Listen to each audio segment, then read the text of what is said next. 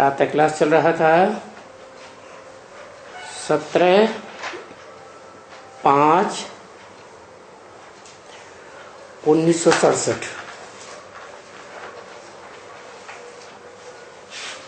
9वें page के मध्य में बात चल रही थी पाठशाला कोई युद्ध के मैदान में नहीं खोली जाती है।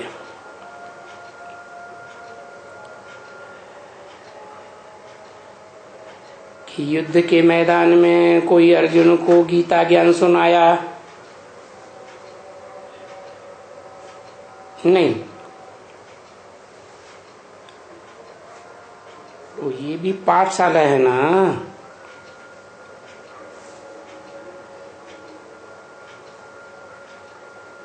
भगवान वाचे तुम बच्चों को मैं पढ़ा रहा हूं।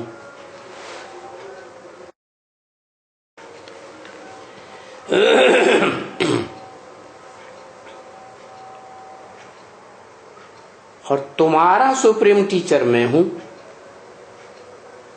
क्या कहा?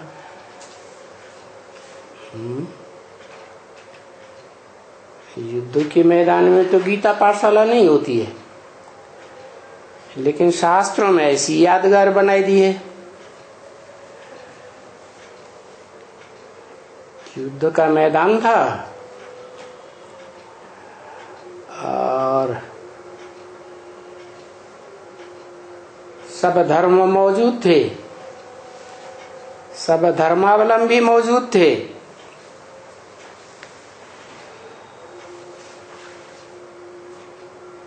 और दो भागों में बट गए।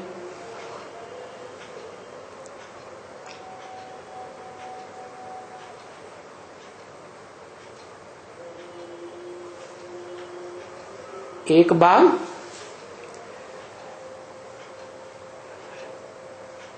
देह अभिमानियों का और दूसरा भाग आत्मा अभिमानियों का। तो मैं किन बच्चों को पढ़ाता हूं? मैं तो बिंदु बिंदु आत्मा की प्रैक्टिस जो करते हैं और बिंदु बिंदु आत्मा के बाप शिव को पहचानते हैं। को बिंदु बिंदु आत्माओं का बाप शिव हमको पढ़ा रहा है। जो इस बात को निश्चय बुद्धि बनाकर बैठे हुए हैं कि वो शिव बाप इस सृष्टि में आकर के हमको पढ़ा रहा है।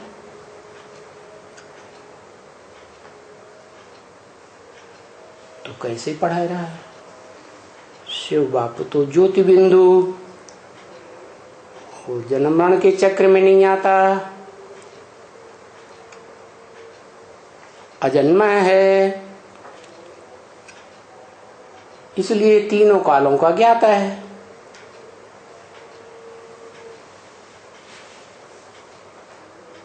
एक ही आत्मा है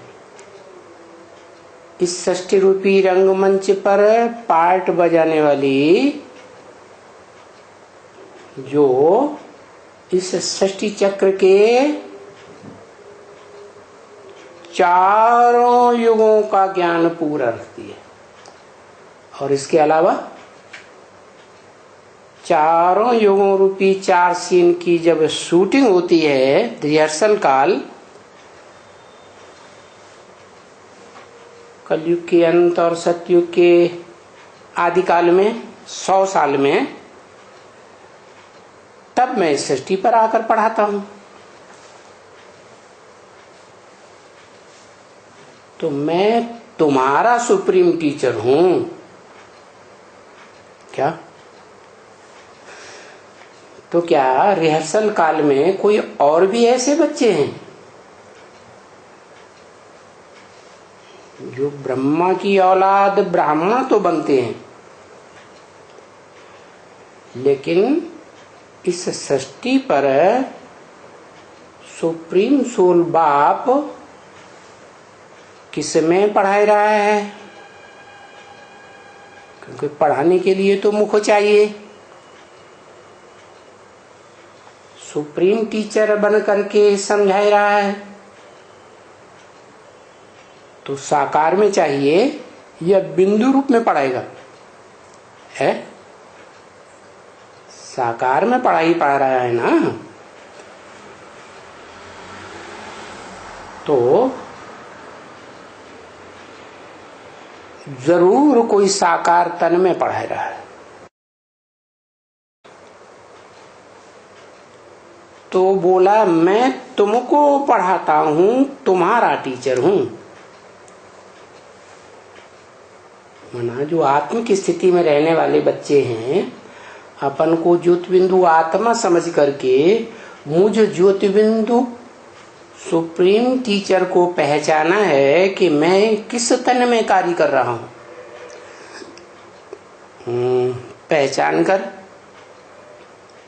याद करते हैं और पढ़ते हैं, सन्मुख बैठकर पढ़ते हैं। तो फिर दूसरी पार्टी भी तो होगी। शास्त्रों में यादगार लिखी हुई है कि 2 युद्ध की सेनाएं थी, एक पांडव की और एक कौरवों और यादवों की। कौरव तो भारतवासी थे और यादव तो विदेशी थे, भारतवासी नहीं थे। परंतु भगवान विदेशी बनकर आता है या स्वदेशी बनकर आता है? भगवान तो विदेशी बनकर आता है। तो और भगवान के लिए ही कहा हुआ है शास्त्र में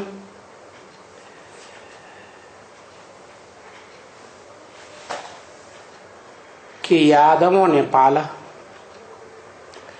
यादवों ने जन्म दिया, माने विदेशियों ने जन्म दिया। कृष्ण के लिए कहते हैं ना, वसुदेव उनका पिता था, वो भी यादव, और वसुदेव से जो कृष्ण भगवान कहे जाते हैं तो वो भी यादव है। इसी तरह शंकर को भी बताया है यादवों का हेड, क्योंकि यादवों के पेट से ही मूसल निकलते हैं ना, मिसाइल से रूपी।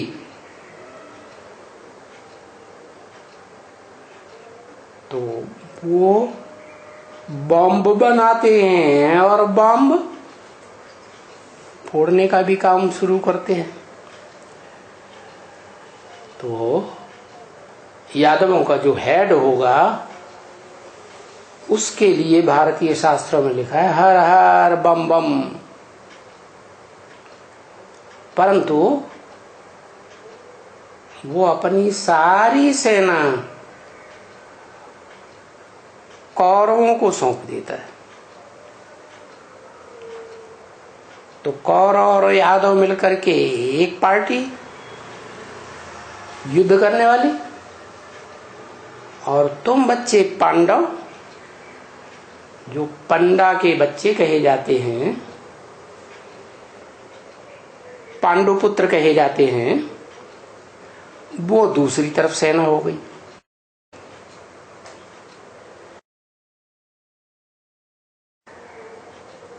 अब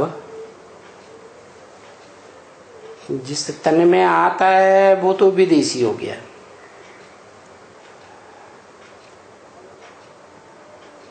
और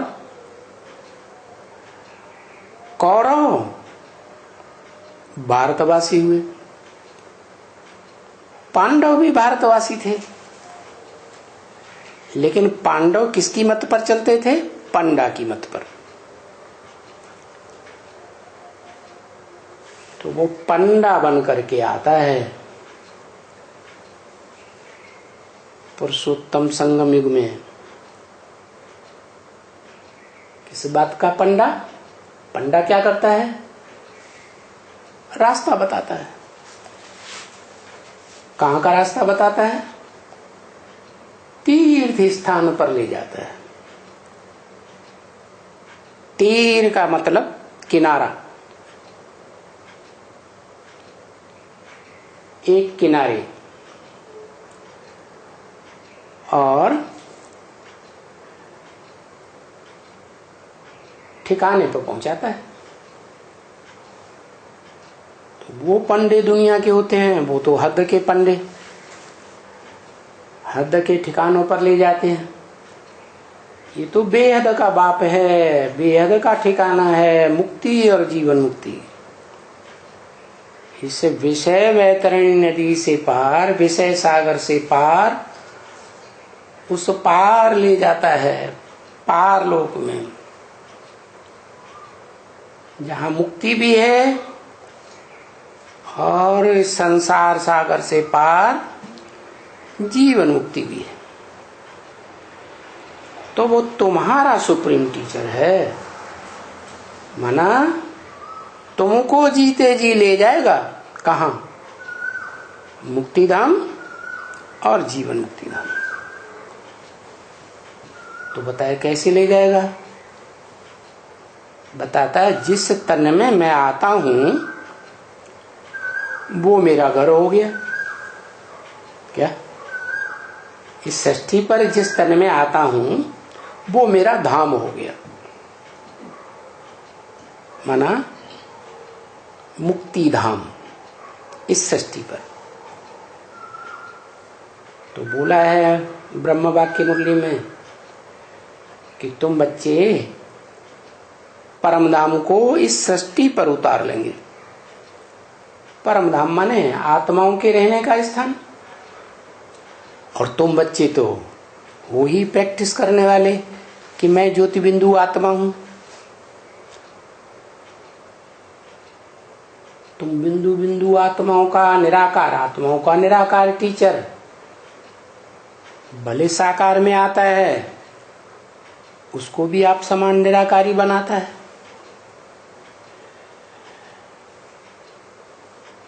तो राजयोग सिखाता है। कैसा योग? जिसमें राज भरा हुआ है। क्या क्या राज भरा हुआ है? साकारी से निराकारी बनने का राज भरा हुआ है। माने जिस तन में आता है, आदम की तन में, अर्जुन की तन में, या शंकर को कहते हैं त्रिनेत्री, शिवनेत्र दिखाते हैं, तो राज क्या बताता है? ये राज बताता है कि ये जो तन है, जिस तन में मैं प्रवेश करता हूं, वो भी अव्यक्त स्टेज में चला जाए। क्या? ऐसी याद सिखाता हूं कि जिस याद के बल पर देह रूपी रथ और इंद्रियां भूल जाएं।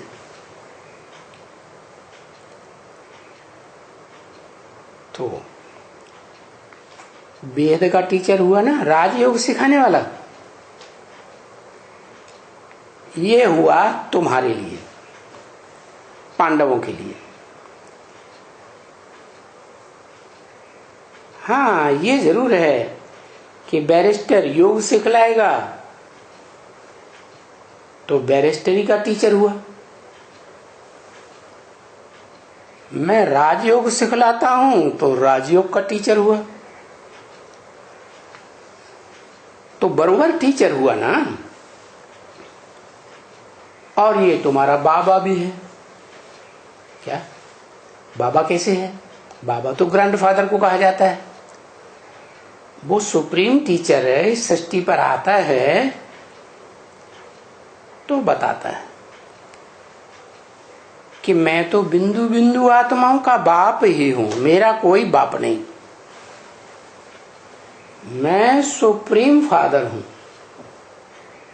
लेकिन जब इस सृष्टि पर आता हूं, साकार मनुष्य तन में प्रवेश करता हूं, तो मेरे साथ सब संबंध बनते हैं। उनमें ये बाबा का भी संबंध ग्रैंडफादर का बनता है। क्या? जिससे तनधारी में आता हूं वो हुआ मनुष्य सृष्टि का बाप।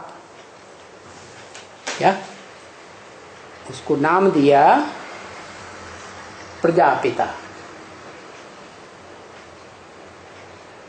प्रजापिता सारी मनुष्य सृष्टि भी जो जनसंख्या है वो सबका बाप है ना। तो प्रजा के साथ प्रजापिता होगा या सूक्ष्म वतन में चला जाएगा? है कहाँ होगा? प्रजा के साथ होगा। तो वो बाबा है। और किस लिए बाबा है? वो ग्रैंडफादर इसलिए है खास कि फादर का वर्षा मिले या न मिले, लेकिन ग्रैंडफादर का वर्षा हर बच्चे को जरूर मिलता है। तो ये परंपरा दुनिया में चल रही है। ये बाप आकर के ये परंपरा आरंभ करते हैं कि जो धर्म पिताएं हैं वो अपना वर्षा कोई फॉलोअर्स को दें या न दें, चाहे वो ब्राह्मणों का बाप ब्रह्मा ही क्यों न हो। क्या कहते हैं? ब्रह्मा से सारी सृष्टि रची गई, 500-700 करोड़ की सारी दुनिया ब्राह्मण बनी। तो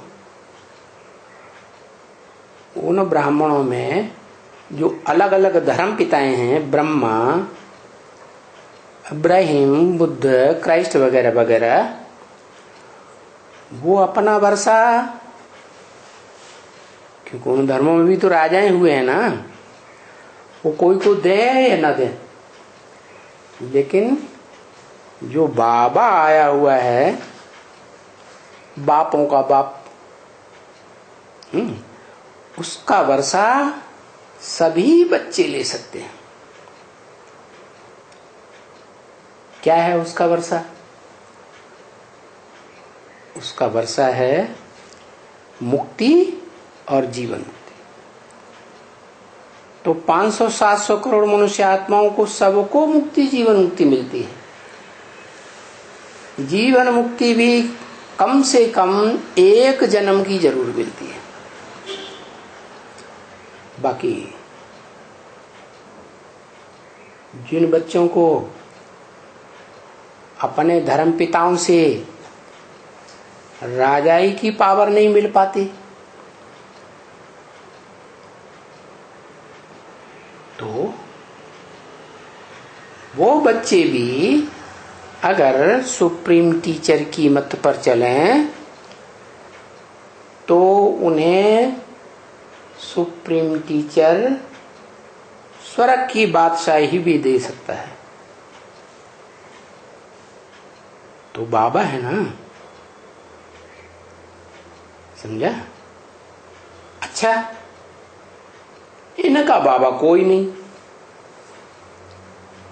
इनका क्यों कहा? इनका माने एक या ज्यादा? कम से कम दो। तो कौन दो? शिव बाप और जिस तने में बैठा हुआ है वो प्रजापिता आदम। दोनों का एक ही व्यक्तित्व, एक ही शरीर। तो इनका बाबा कोई नहीं। क्या? न शिव का कोई बाबा, न साकार शरीरधारी का कोई बाबा। टीचर है,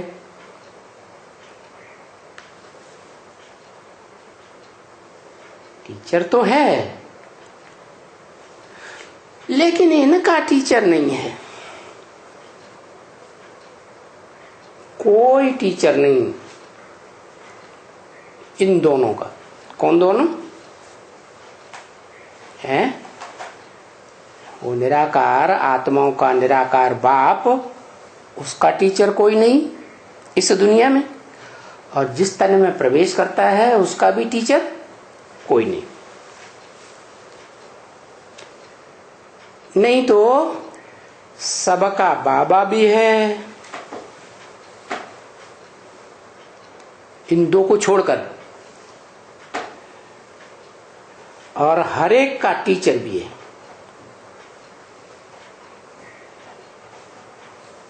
हर एक का गुरु भी है। और गुरु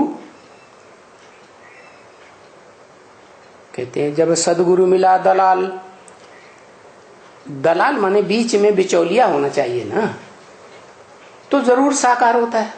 और ये गुरु तो बाद में किया जाता है। पहले बाप होता है, फिर टीचर होता है, फिर बाद में गुरु करते हैं।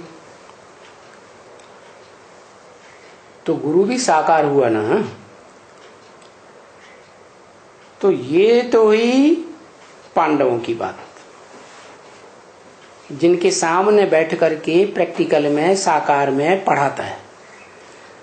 लेकिन एक दूसरी सेना भी है। क्या? वो सेना ऐसी है जो सुप्रीम बाप को, सुप्रीम टीचर को, बिंदु बिंदु आत्माओं के बाप को इस सृष्टि पर कोई मनुष्य तन में साकार रूप में नहीं मानती, जानती ही नहीं। क्या? उनको संगम युग में नाम दिया जाता है ब्रह्मा कुमार कुमारी।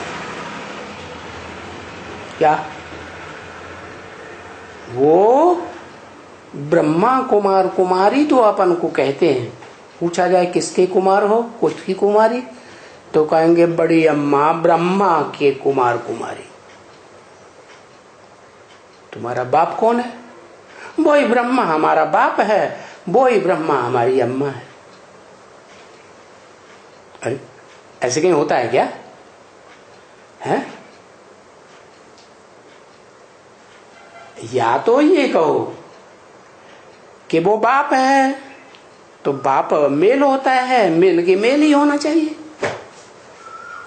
अगर माँ है बाप नहीं है तो माँ किसी ने गोद लिया होगा या कैसे भी बनाया होगा। तो ये भी कह सकते हैं कि वो माँ ही है तुम्हारी।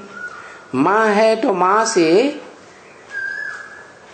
माँ जैसे ही पैदा होंगे ना। अब तुम तो ब्रह्मा कुमार भी हो और ब्रह्मा कुमारी भी हो। तो दुनिया में किसी की बुद्धि में ये बात पक्की नहीं बैठ सकती कि बिना माँ बाप के कैसे पैदाइश हो सकती है।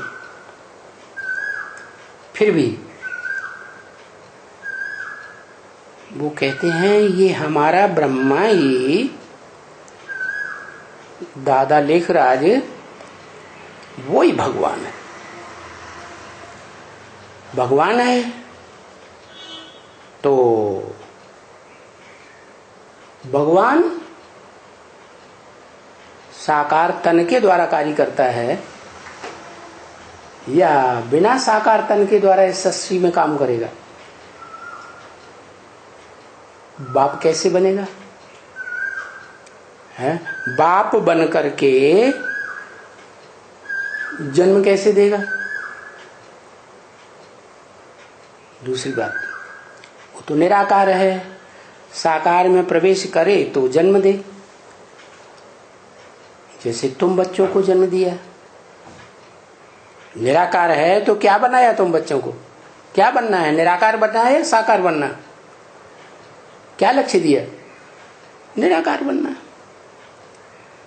निराकारी का मतलब है अपने शरीर को भूल जाओ, देह को भूल जाओ, देह के संबंधियों को भूल जाओ, देह की कर्मेंद्रियों को भूल जाओ, कर्मेंद्रियों से जो सुख मिलता है उसको भी भूल जाओ, ऐसा लक्ष्य देता है। और ब्रह्मा दादा लेखराज है, ब्रह्मा की 4-5 मुख दिखाते हैं ना, तो उनमें वो ब्रह्मा ऐसा है जिसको दाढ़ी मूंछ तो दिखाई है, विकारी मनुष्य तो है, और शरीर भी छोड़ जाता है। क्या शरीर छोड़ गया तो शिव कैसे प्रवेश करेगा? शिव प्रवेश नहीं करेगा तो बाप का वर्षा कैसे मिलेगा? जो बेहद का बाप है वो तो मुक्ति और जीवन मुक्ति का वर्षा देके जाता है ना, है। दूसरी बात, टीचर है, टीचर तो मुख से पढ़ाएगा, है। और वो शरीर ही छूट गया तो टीचर कैसे बनेगा? फिर बात आती है सदगुरु की, सदगति देने वाला, वो तो दलाल के रूप में चाहिए ही चाहिए साकार, वो भी नहीं। तो वो जो दूसरी पार्टी है सेना, वो कहती है कि वो शरीर जरूर छोड़ गए लेकिन वो सूक्ष्म शरीर से गुलजार दादी में प्रवेश करके हमको पढ़ाई भी पढ़ा रहे हैं और हमको वर्षा भी देके जाएंगे। अरे स्त्री चोले से वर्षा थोड़ी मिलता है, वर्षा तो बाप देता है ना। दूसरी बात, जिस गुलजार दादी में पढ़ाई रहे हैं उनकी तो हालत ही खराब हो रही है, कब शरीर छोड़ दें, आज छोड़ा कल छोड़ा, तो टीचर भी नदारद और सदगुरु की तो फिर बात ही नहीं। माना कि उन्हें तो ये पता ही नहीं है कि वो सुप्रीम सोल इस सृष्टि पर आकर के किस मनुष्य तन के द्वारा हमको जन्म देता है, अपना प्रैक्टिकल में बच्चा बनाता है और टीचर बनता है प्रैक्टिकल, और टीचर बनकर के हमको ऊंची गहरी एडवांस पढ़ाई भी पढ़ाता है, यही पता नहीं। बस अम्मा अम्मा करते रहेंगे तो अम्मा तो बच्चों को बेसिक नॉलेज पढ़ाती है, ऊंची पढ़ाई थोड़ी पढ़ाती। तो वो सारा ग्रुप ऐसा है जो देवान में, जैसे ब्रह्मा ने शरीर छोड़ दिया, हार्ट फेल हुआ ना, हार्ट फेल योगी का हार्ट फेल होता है या देह अभिमानी भोगी का हार्ट फेल होता है? देह अभिमानी का हार्ट फेल होता है। तो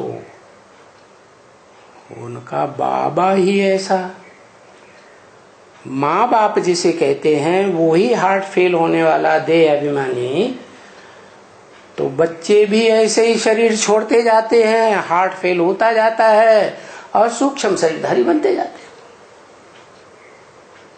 तो देखो यहाँ शूटिंग हो रही है, रिहर्सल हो रही है। क्या रिहर्सल हो रही है? यही रिहर्सल हो रही है कि जो भारतवासी 2500 वर्ष से इब्राहिम बुद्ध क्राइस्ट आदि के धर्मों में कन्वर्ट होते रहे और कन्वर्ट होकर के फरिश्तों को, भूत प्रेतों की पूजा करते रहे, वो धर्म पिता है और उनके फॉलोअर्स देवताओं को नहीं मानते। मानते हैं? नहीं मानते। तो यहाँ शूटिंग हो रही है उस सेना की। क्या? कि वो सेना सूक्ष्म शरीरधारी भूत प्रेतों की पूजा करती है, मनौती करती है? भूत प्रेतों से अपनी इच्छाओं की पूर्ति कराती है, या तो फिर फरिश्तों से।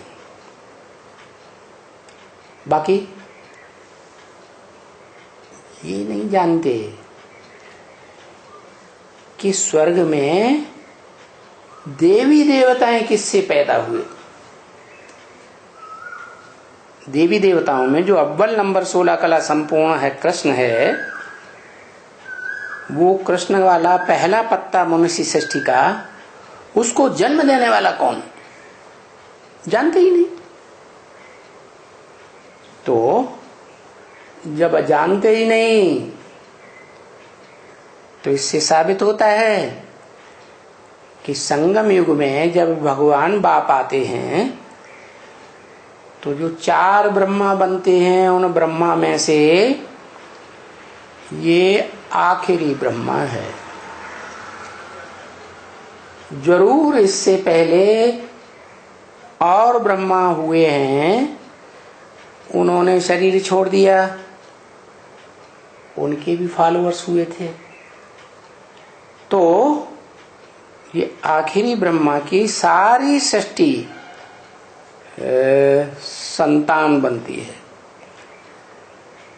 लेकिन कैसी संतान? देह अभिमानी संतान। माना ब्रह्मा वाली आत्मा भी अगर कृष्ण बच्चा बनकर के सतयुग में पैदा होगी तो देह का सुख भोगेगी। देह के सुख से संसार चलाएगी, सृष्टि की वृद्धि होगी, और जितने भी उस सृष्टि में आते जाएंगे आखिरी जन्म तक भी जन्म लेते हुए, वो सब आत्माएं देह अभिमानी बन पड़ती। लेकिन तुम बच्चों के लिए ऐसा नहीं है। तुम बच्चे इसी जन्म में आत्मिक स्टेज धारण करके देह को भूल जाएंगे, और तुम्हारी देह भी विनाश काल में सुरक्षित रहेगी। क्या? ये वर्षा तुमको मिलता है। क्या वर्षा मिलता है? तुम देह रहते रहते भगवान बाप से मुक्ति और जीवन मुक्ति का वर्षा पाते हो। और वो जो दूसरी सेना है, वो देह रहते रहते भगवान से इस जन्म में मुक्ति और जीवन मुक्ति का वर्षा क्या नहीं पा सकती। तो देखो कितना अंतर पड़ गया तुम बच्चों में। तुम बच्चे जो हो वो डायरेक्ट संतान हो, ज्ञान सूर्य की संतान। हाँ, ब्रह्मा जिसे ज्ञान चंद्रमा कहा जाता है, क्योंकि चंद्रमा आधा समय रात्रि पक्ष होता है, कृष्ण पक्ष, और आधा समय शुक्ल पक्ष होता है। माना चंद्रमा वाली आत्मा जैसे आधा समय दिन में और आधा समय रात में रोशनी देती है, ऐसे ही ये ब्रह्मा वाली आत्मा भी आधा समय ये शूटिंग पीरियड में जब तक शिव बाप को नहीं पहचानते तब तक अंधेरे में रहती है। उन्हें पता ही नहीं है कि हमको ब्रह्मा का पद किसने दिया? क्या ब्रह्मा का भी बाप कोई होना चाहिए कि नहीं? था ना, जिसने ब्रह्मा को बताया कि तुम्हारा ब्रह्मा का पार्ट है, दादा लेखराज का। उन्हें पता ही नहीं कि हमारा बाप कौन है इस मनुष्य सृष्टि में। जिस बाप में निराकार शिव बाप ही प्रवेश करके हमें बताते हैं क्या कि तुम्हारा ब्रह्मा का पार्ट है इस जन्म में, और नई सृष्टि जो आने वाली है उसमें तुमको कृष्ण बच्चे के रूप में जन्म लेना है। तो ये दो पार्टियां हो गई। एक पार्टी वो जो ब्राह्मणों की, श्रेष्ठ ब्राह्मणों की पार्टी, जो इसी जन्म में बाप से वर्षा लेती है। क्या इसी जन्म में इसी शरीर से मुक्ति जीवन का वर्षा लेती है, और पूरे 84 जन्म का वर्षा लेती है। बाकी दूसरी पार्टी जो है उसमें थोड़ी सी आत्माएं हैं ब्रह्मा जैसी, चंद्रवंश की पक्की, जो पूरे 84 जन्म लेती है। बाकी पीढ़ियों में जितने भी आएंगे 83 जन्मों में, वो पूरे 84 के चक्कर को पहुंचेंगे ही नहीं। क्रॉस करना तो दूर की बात। तो हर एक बताया, हर एक बच्चा ये समझता है तुम बच्चों में कि हमारा बाप भी मौजूद है प्रैक्टिकल में, टीचर भी मौजूद है प्रैक्टिकल में, और सदगुरु भी मौजूद है। बाप, टीचर, सदगुरु ब्रह्म वाक्य मुरली में ही बताया तुम्हारा एक ही है। क्या ऐसे नहीं 18 जनवरी 69 तक ब्रह्मा तुम्हारी माई बाप है, फिर बाद में टीचर कोई दूसरा हो जाएगा, सदगुरु कोई दूसरा हो जाएगा।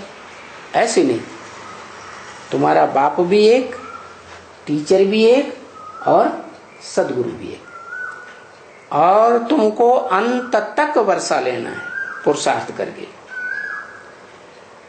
तुम बच्चों में से हर एक का गुरु है, हर एक का टीचर है सुप्रीम, और हर एक का सुप्रीम बाप भी है जो सुपरमेसी का वर्षा देता है। और धर्म पिताएं इतना सुख शांति का वर्षा नहीं दे सकते जितना बेहद का बाप शिव देते हैं। तो पता चला कि शास्त्रों में दो सेनाएं क्यों दिखा दी है? क्या एक सेना है यादवों और कौरवों की, और दूसरी सेना है पांडवों, जो पंडा बाप की मत पर चलते हैं और पंडा बाप से वर्षा लेते हैं इसी जन्म में, अगले जन्म की बात नहीं। तो तुम्हारा गुरु भी एक ही है। हाँ, कोई ऐसे होते हैं नेचर को मानने वाले कि गुरु गुरु नहीं करते हैं, कुछ भी नहीं करते हैं, है क्योंकि दुनिया में अनेक मत है ना बच्चे। क्या तो बताओ, गुरु जिससे सदगति मिलती है, सदगति का मतलब ही है देह भी रहे और देह से सुख भी मिले, दुख न मिले, उसको कहते हैं सदगति। और गति किसे कहते हैं? गति कहते हैं कि शरीर भले न रहे लेकिन आत्मा गतिशील होकर के आत्मलोक में चली जाए, गतिवान होकर के। तो तुम बच्चे गुरु को जानते हो, गुरु से मुक्ति, जीवन मुक्ति का वर्षा भी लेते हो। वो दूसरी पार्टी ऐसी है, ऐसी सेना है, उनमें से थोड़े बच्चे हैं क्या, जो तुम बच्चों में कन्वर्ट हो जाते हैं बाप को पहचान कर। तो जो नहीं पहचानते हैं बाप को पूरा, तो उनको गुरु का वर्षा नहीं मिलता। माना जीवन रहते रहते, शरीर रहते रहते सद्गति नहीं प्राप्त कर सकते। तो वो गुरु को मानेंगे? वो गुरु को मानते ही नहीं। तो अनेक मतें हैं, पर तुम तो हो ही यहां भारत के वासी।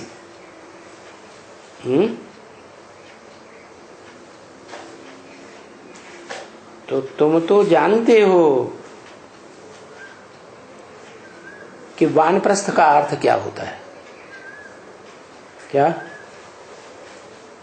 शब्द है ना, वान माने वाणी, प्र माने प्रकृष्ट रूप से, स्थ माने स्थिर होना, टिक जाना।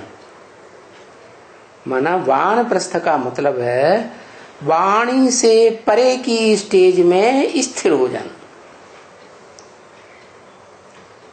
बोलने की दरकार ही न रहे। ऐसी आत्मा में पावर जाग जाए वाइब्रेशन की कि बिना बोले ही, जैसे वायरलेस होता है ना, तार वार का कोई कनेक्शन नहीं, फिर भी दूर बैठे व्यक्ति से बात कर सकते।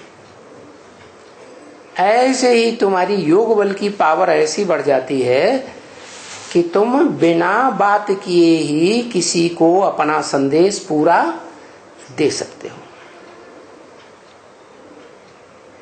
वो सन्यासी कोई नहीं जानते हैं क्या कि वानप्रस्थ क्या होता है। उनमें वो धर्म पिताएं भी आ गए, और ये जो दूसरी पार्टी बताई ब्रह्मा कुमारों की, क्योंकि उनमें हैं तो 9 कुरी के ब्राह्मण। तेरे, लेकिन 9 कुरियों में से जो 2 कुरी ऐसी हैं जिनसे भक्ति मार्ग में कहा जाता है रुद्र की रुद्रमाला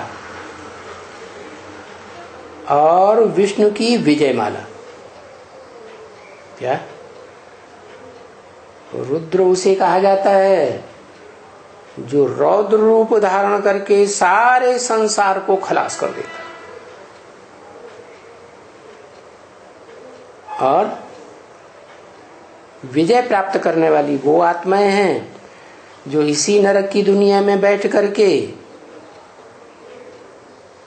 दुख की दुनिया पर विजय प्राप्त कर लेती है। क्या विकारों पर भी विजय प्राप्त कर लेती है। तो इस बात को, वानप्रस्थी की गुह्यता को सन्यासी कोई नहीं जानते हैं कि वानप्रस्थ का अर्थ क्या है। तुम जानते हो। अरे वो वानप्रस्थी धाम तो हमारा घर है। क्या शिव बाप जिस मनुष्य तन में, जिस मनुष्य के रथ में प्रवेश करते हैं, वो शरीर रूपी रथ हमारा धाम हो गया। क्या? क्योंकि जो धाम है आत्माओं का, आत्मा है अविनाशी, तो धाम भी अविनाशी।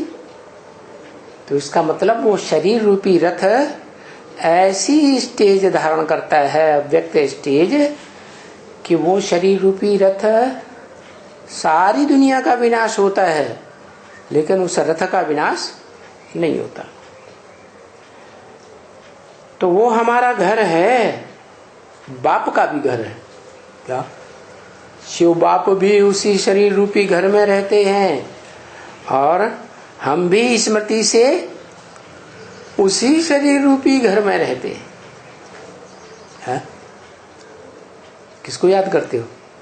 साकार में निराकार को याद करते हो।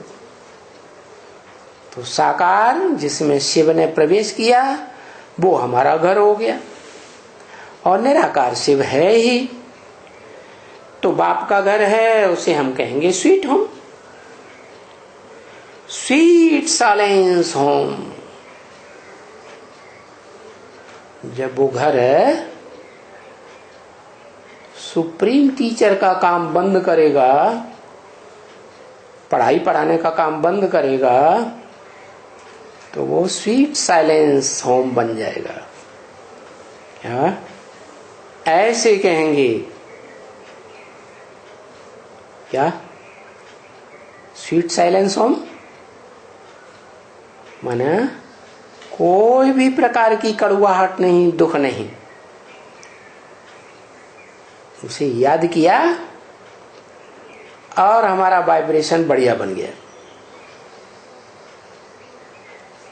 तो वो है स्वीट बादशाही, सुखधाम। कौन?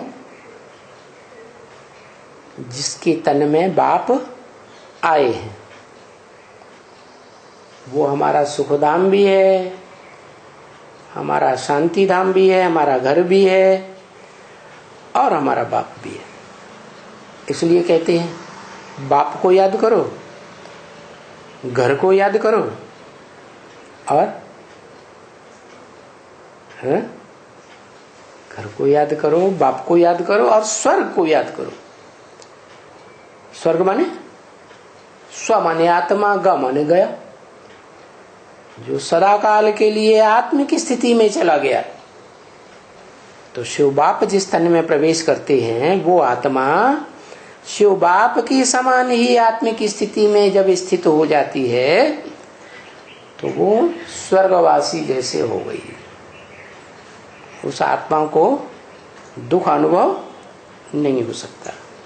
और उसकी याद में जो बच्चे टिकते हैं वो भी सुखधामवासी हो गए। तो इसको स्वीट कहेंगे कोई, किसको? सुखधाम को या दुखधाम को? दुखधाम को कोई थोड़े ही स्वीट कहेंगे, नहीं, इसको तो दुखधाम ही कहेंगे। बाकी जहां सुख ही सुख है, जिसकी याद में सुख ही महसूस होता है, वो है सुखधाम। और बाकी शांति धाम, वहां सुख नहीं है लेकिन अखंड शांति है।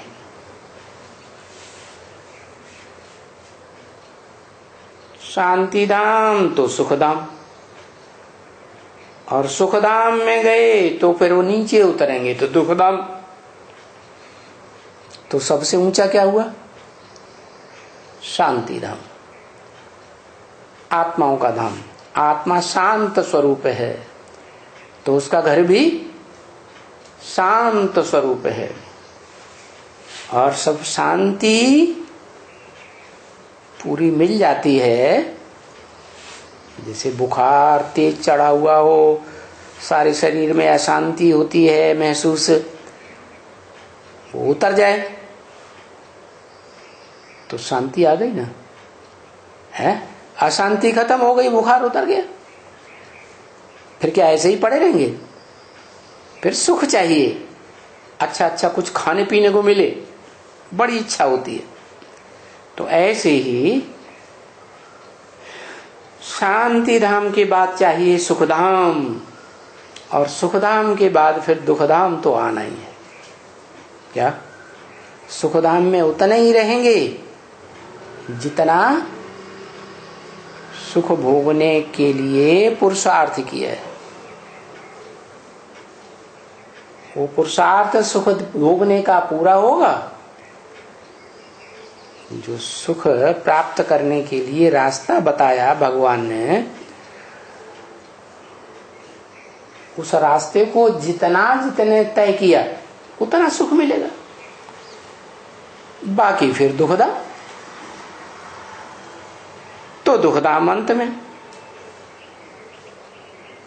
तो देखो ये यात्रा हुई, शांति धाम से सुखधाम, सुखधाम से दुखधाम। तो सुखधाम से लेकर दुखधाम तक की यात्रा करने में 84 का चक्र लगा, 84 जन्म।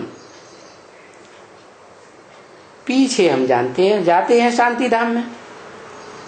क्या दुखधाम का जब 84वां जन्म पूरा हो तब कहाँ जाते हैं? फिर शांति धाम जाते। ये चक्कर है। क्या दुखधाम से शांति धाम, शांति धाम से सुखधाम, सुखधाम से दुखधाम, दुखधाम के अंत में फिर बाप आते हैं, दुखधाम को पलट करके कहाँ ले जाते? अपने घर है शांति धाम ले जाते और फिर भेज देते हैं सुखधाम में।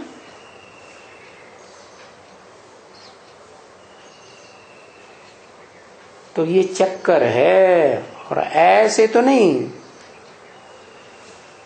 कि सिर्फ अक्षर याद करना है। क्या दुखधाम, शांतिधाम, सुखधाम, दुखधाम नहीं, अनुभव करना है। बुद्धि में बात आती है तो बड़ी बड़ी बातें आती हैं। जितना जितना मनन चिंतन मंथन करेंगे तो विस्तार होता जाएगा बात का। जैसे झाड़ है, क्या झाड़ पहले क्या होता है? छोटा सा बीज होता है, फिर बाद में बढ़ते बढ़ते बढ़ते बढ़ते विस्तार हो जाता है। बीज झाड़ बन जाता है। तो ये भी मनुष्य सृष्टि क्या है? झाड़ है। इसको गीता में बताया ऊर्ध्वम मूलम मदशाखा। इसकी ऊपर को जड़ें हैं, नीचे को शाखाएं फैली हुई। माने शाखाएं और पत्ते नीची नीची स्टेज में हैं और जड़ें ऊंची स्टेज में। और जड़ें काय में से निकलती हैं? बीज में से। तो बीज और ऊंची स्टेज में हुआ। तो तुम बच्चे बीज रूप स्टेज धारण करते हो। बीज रूप बाप से डायरेक्ट सन्मुख पढ़ाई पढ़ करके तुम बीज रूप स्टेज धारण करते हो। जो कहते हैं हम ब्रह्मा कुमार कुमारी हैं, वो बाप को तो जानते ही नहीं कि बाप इस सृष्टि रूपी रंगमंच पर साकार में कहां पार्ट बजाए रहा है। तो जब बीज बाप को नहीं जानेंगे तो बीज रूपी स्टेज बनेगी नहीं।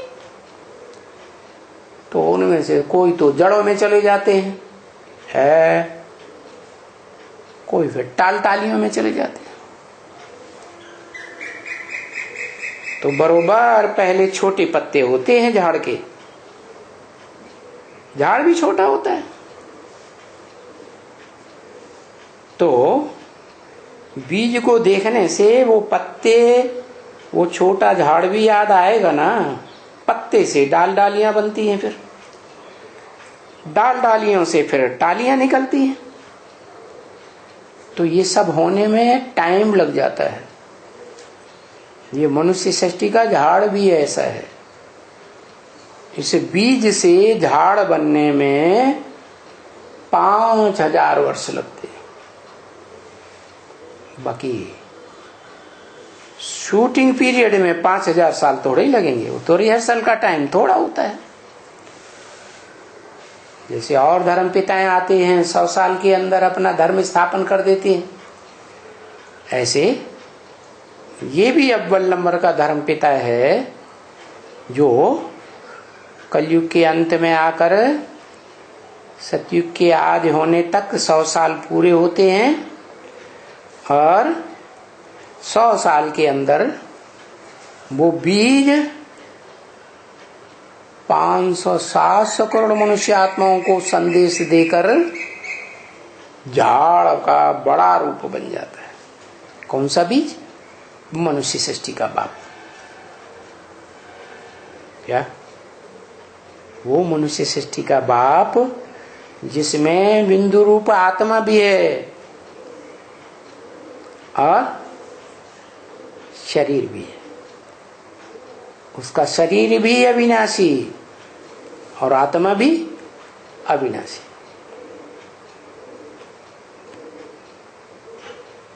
ये तो याद जरूर आता है कि बीज से झाड़ कैसे बनता है, इसका इतना बड़ा विस्तार में। तो यहां तुमको भी अभी प्रैक्टिस करनी है। क्या?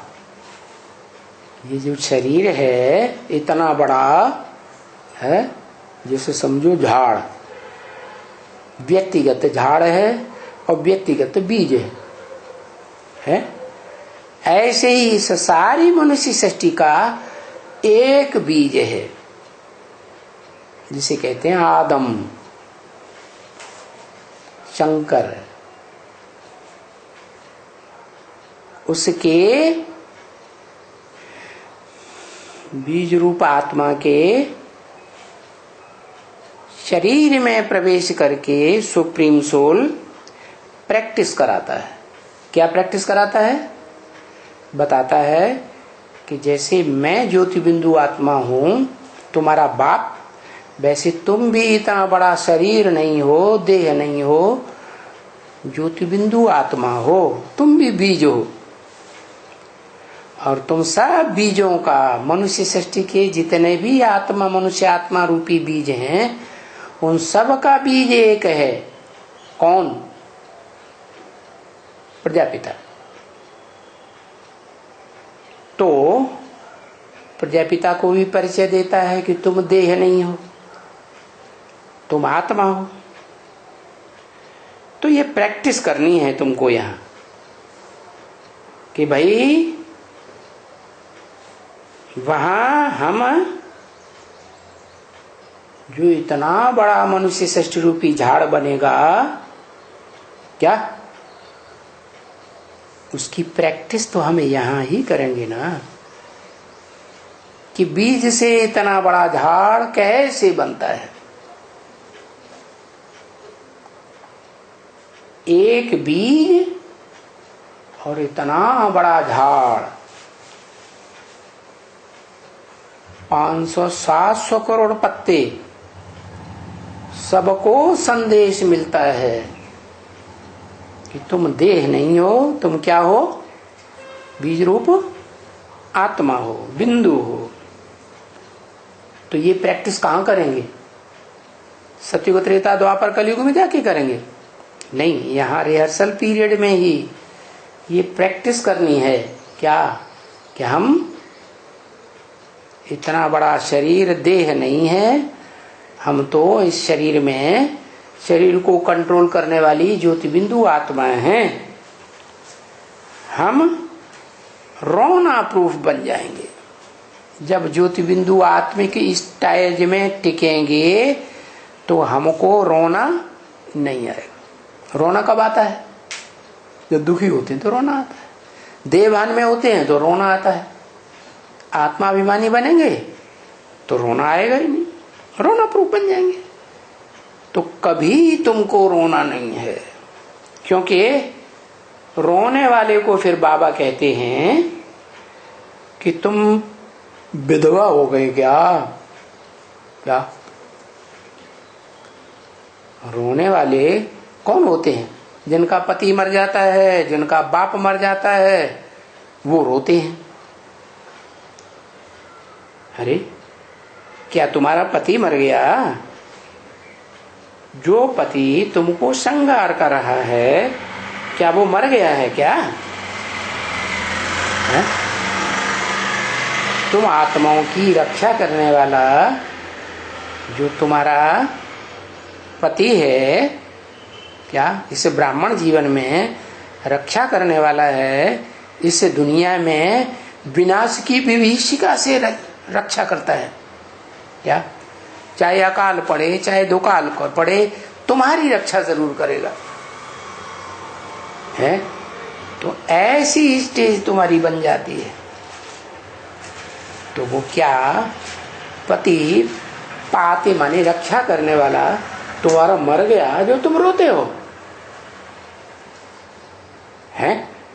विधवा हो गई क्या? मैं ऐसे कह देता हूं। इसलिए रोना बाबा को पसंद नहीं आता है, किसी का भी। क्या कोई अगर रोते हैं तो बाबा को लगता है इसने मेरे को हत्या कर दी, मेरे को मार दिया है। मैं ऐसे कह देता हूं, इसलिए रोना बाबा को पसंद ही नहीं। अच्छा, मीठे मीठे बाबा कह दिया है, किसको भी बाबा से बात करनी है तो सिर्फ ब्राह्मण ही को बोलना है। क्या हमको बाबा से बात करने के लिए टाइम दिलवा देवे। किसको अर्जेंट होगा तो अर्जेंट टाइम दे देंगे, किसको फ्री टाइम देंगे तो हम मिलेंगे। बाकी मिल तो कोई भी समय में सकते हैं। बाबा को टाइम देता हूं, एक टाइम के बगैर सब टाइम देता हूं। क्या अभी समझा? एक टाइम नहीं देता हूं। कौन सा टाइम नहीं देता हूं? मिलने जुलने के लिए है? एक टाइम नहीं देता हूं, बाकी सारा टाइम दे सकता हूं।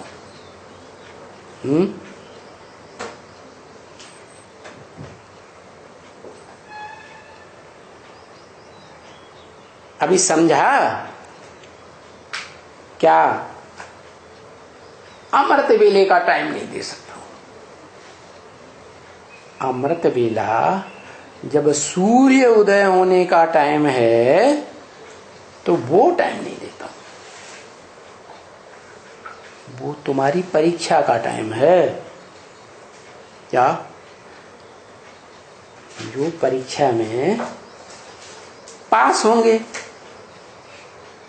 वो ज्ञान सूर्य से मिल सकेंगे। अच्छा, मीठी मीठी सिकील दे बच्चों प्रति माता पिता का याद प्यार। Good morning. ओम शांति।